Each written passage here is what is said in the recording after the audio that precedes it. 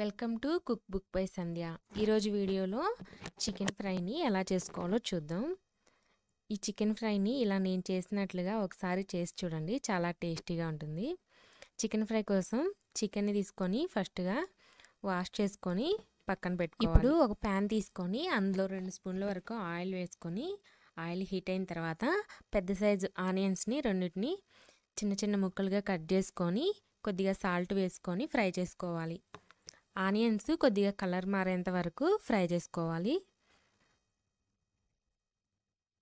Onions fry అయిన తర్వాత ఇప్పుడు ఇందులోని ఒక 2 టేబుల్ స్పూన్ల అల్లం వెల్లుల్లి పేస్ట్ని యాడ్ చేసుకోవాలి. అల్లం వెల్లుల్లి పేస్ట్ని పచ్చివాసన పోయేంత వరకు వేయించుకోవాలి. ఇవి వేగిన తర్వాత ఇప్పుడు మనం ముందుగా శుభ్రం చేసి పెట్టుకున్న చికెన్ని ఇందులో వేసుకోవాలి. చికెన్ మొత్తం ఇందులో వేసుకున్న తర్వాత ఇందులో 2 స్పూన్ల వరకు సాల్ట్ని వేసుకోవాలి. సాల్ట్ వేసుకొని మొత్తం ముక్కలంతా కలిసేలా తిప్పుకోవాలి.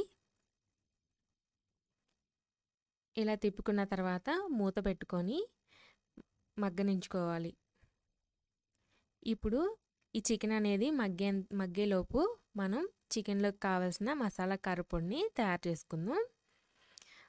ప్యాన్లో ఒక 10 ఎండుమిర్చి, అలాగే ధనియాలు, యాలుకలు, లవంగాలు, చెక్క, అనాస పువ్వు, అలాగే కొద్దిగా మిరియాలు కూడా వేసుకొని లైట్గా సిమ్లో పెట్టుకొని లైట్గా వేయించుకోవాలి. ఇలా వేగిన తర్వాత వీటిని మిక్సీలో మెత్తగా పొడిలాగా చేసుకోవాలి. ఇలా ఈ విధంగా పొడిలాగా చేసుకొని పక్కన పెట్టుకోవాలి. ఇప్పుడు చికెన్ అనేది మగ్గింది. చికెన్లోంచి వాటర్ కూడా బయటకు వచ్చేసినాయి. మనం ఇప్పుడు రెడీ చేసి పెట్టుకున్న ఆ మసాలా పొడిని ఈ చికెన్లో యాడ్ చేసుకోవాలి. చికెన్లో యాడ్ చేసుకొని ముక్కలన్నిటికీ కలిసేలాగా తిప్పుకోవాలి.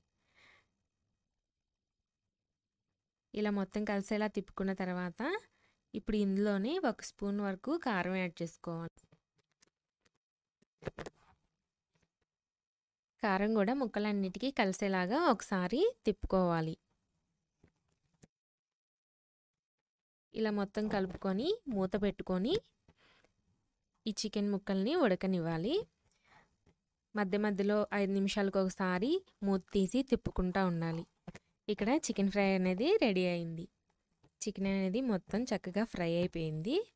ఇప్పుడు దీనిలో పైన కొద్దిగా కొత్తిమీర యాడ్ చేసుకుంటే సరిపోతుంది. సన్నగా తరిగి పెట్టుకున్న కొత్తిమీరని యాడ్ చేసుకొని ఒక్కసారి తిప్పుకోవాలి. ఇప్పుడు ఫైనల్గా స్టవ్ ఆఫ్ చేసుకుంటే సరిపోతుంది. ఇంతేనండి, చాలా ఈజీ. ఒకసారి మీరు ఎప్పుడు చేసేలా కాకుండా ఒకసారి ఇలా ట్రై చేసి చూడండి. ఈ రెసిపీ కనుక మీకు నచ్చినట్లయితే వీడియోని లైక్ చేయండి, షేర్ చేయండి, కామెంట్ చేయండి. అలాగే ఛానల్ని సబ్స్క్రైబ్ చేసుకోండి. ఇలాంటి మరిన్ని రెసిపీస్ కోసం మన ఛానల్ని చూస్తూనే ఉండండి. మరొక కొత్త వీడియోతో మీ ముందుంటాను. అంతవరకు బాయ్.